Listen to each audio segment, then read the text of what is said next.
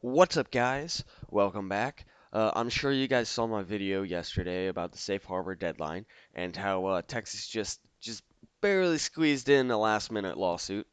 But I will say that if you look at the lawsuit, it's got some merit. It alleges that the four states, Georgia, Michigan, Pennsylvania, and Wisconsin, unconstitutionally changed the rules at the last minute, and it unfairly affected uh, the remainder of the states. Um, and it does seem like it has merit. Now, Trump is saying that he will be intervening in order, well, for a victory, really. He says, we will be intervening in the Texas plus many other states case. This is the big one. Our country needs a victory. Now, this lawsuit is basically saying, hey, look, you know what? Let me read the quote real quick. So, A.G. Paxson sued battleground states Pennsylvania, Georgia, Michigan, and Wisconsin. Quote, these elections in other states where state law was not followed affects my voters because these are national elections. And so, if there are fraudulent things or things that affect an election and state law is not followed as is required by the Constitution, it affects our state. It affects every state. We can't go back and fix it, but we can say, okay, let's transfer this to the legislature and let them to decide the outcome of the election. That would be a valid constitutional situation.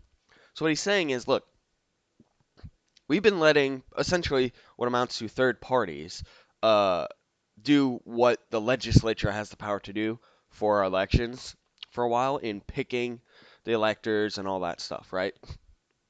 So now he's saying, look, to fix this, what we need to do is give the power back to the legislature, which is their constitutional right, and let them pick. And I think that's probably a good thing to go back to what the Constitution says.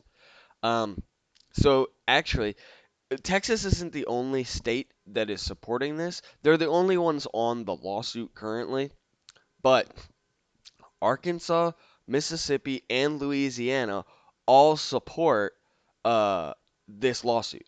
So that's at least four states, and I believe there's some more that are looking into joining as well in order to show their support for this particular lawsuit. Uh, let's see. So the Missouri Attorney General Eric Schmidt says election integrity is central to our republic, and I will defend it at every turn. As I have in other cases, I will help lead the effort in support of Texas. Missouri is in the fight.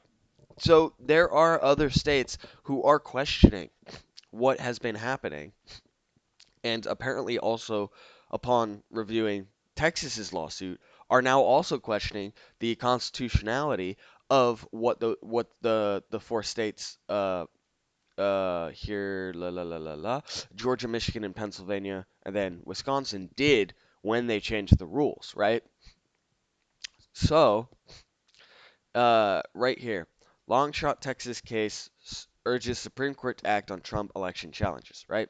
So, Texas is asking the Supreme Court to delay next week's electoral college vote and block results in four battlegrounds. A last ditch attempt really by an ally of President Donald Trump to inject conservative majority into challenges over the outcome of the November election after it declined to intervene in a separate election dispute in Pennsylvania. Okay, so yeah, in the Pennsylvania one, there was I also talked about yesterday a separate one for Pennsylvania, and what happened with that one is the Supreme Court denied injunctive relief, but didn't like dismiss the case. So the case is still on the docket to be heard. It's just they said, yeah, we're not gonna do anything right now to uh, stop the certification or whatever. Quite honestly, I don't know exactly how that is gonna go if they end up hearing the case because how do you not provide relief and then whatever happens happens and then you hear the case and then if you decide, oh well, we should have done something. How do you go back on that? Who knows? But maybe they possibly they said no to the Pennsylvania case because Pennsylvania is also included in the Texas suit. So maybe they're just like, okay, there's no use ruling on just Pennsylvania when we could just rule on everything all at once in this suit when they hear it. So who knows? Maybe that's the plan. Maybe it's not. Maybe they're not gonna do anything about Pennsylvania. Who knows? We don't know yet. It's only one day out from the safe harbor. So Texas Attorney General Ken Paxton is suing four battleground states, Georgia, Pennsylvania, Wisconsin, and Michigan, that were all carried supposedly by Joe Biden. The lawsuit takes aim at pandemic related election changes, including ones related to mail in voting, with the plaintiffs arguing that the election, quote, suffered from significant and unconstitutional irregularities. Because of those alleged irregularities, Paxton wants the High Court to extend the December 14th deadline for presidential electors to vote on the next president. And, you know, I don't know. I feel like there's a lot of questions that need to be answered, and who's to say that the Supreme Court won't extend the deadline? But that's kind of I I don't know because if I mean the 14th is only less than a week away, and they would have to look over all this stuff and make a decision like now. So, uh, anyway, let's continue reading. Quote, using the no, the COVID-19 pandemic as a justification, government officials in the defendant states of Georgia, Michigan, and Wisconsin, and the Commonwealth of Pennsylvania usurped their legislature's authority and unconstitutionally revised their state's election statutes, Paxson wrote. Basically, what he's saying here is, look, the the the ones who drafted the law didn't go through it constitutionally, and they basically went around the state legislature to enact it. It's the legislature's authority to change this and not a third party's. And so he's saying, look, we need to give it back to them, back to the legislature, and let them do what the Constitution says they can. I think that's a pretty good argument. Quote, to safeguard public legitimacy at this unprecedented moment and restore public trust in the presidential election, this court should extend the December 14th deadline for defendant state certification to presidential electors to allow these investigations to be completed, he wrote.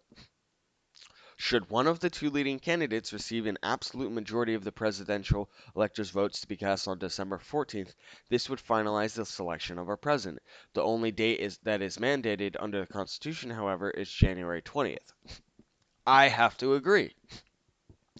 There are so many questions and so many things that need to be investigated into specifically this, at least, that I'm sorry, if you can't make a determination by the 14th, you need to push the deadline. Because what he says is really until inauguration day, we've got time. And yeah, it's true. Until a hand is placed on that Bible and they're sworn in, there's time. There's time to take a look, there's time to investigate, there's time to do a lot of different things, right? Now, I feel like this particular lawsuit is the only one that might have teeth because right here, I mean, there's dozens of attempts that Trump did with a bunch of other lawsuits that didn't go anywhere, right? And this one seems to be one that has some teeth, and with a couple other states hopping on board to be like, yeah, we support you. I think that this is going to have to be heard by the Supreme Court. I mean, the way that they filed it specifically did so to make it so the Supreme Court was the one that had to hear it, right? So now I'm sure you guys are wondering, well, Trump said here he will be intervening in the Texas and other cases. This one is big. Well, how's he going to do that? Well, before we get to that, go ahead and make sure to like and subscribe this video and hit that notification bell so you know when more videos come out. And please, please, please share this video with as many people as you can and get the word out. My channel depends on you guys, my viewers, to grow. All right. So let's get into what I think is a way that Trump will be able to possibly intervene, right? So, more than 2 dozen House Republicans are calling on President Trump to direct Attorney General William Barr to appoint a special counsel to investigate November's presidential election.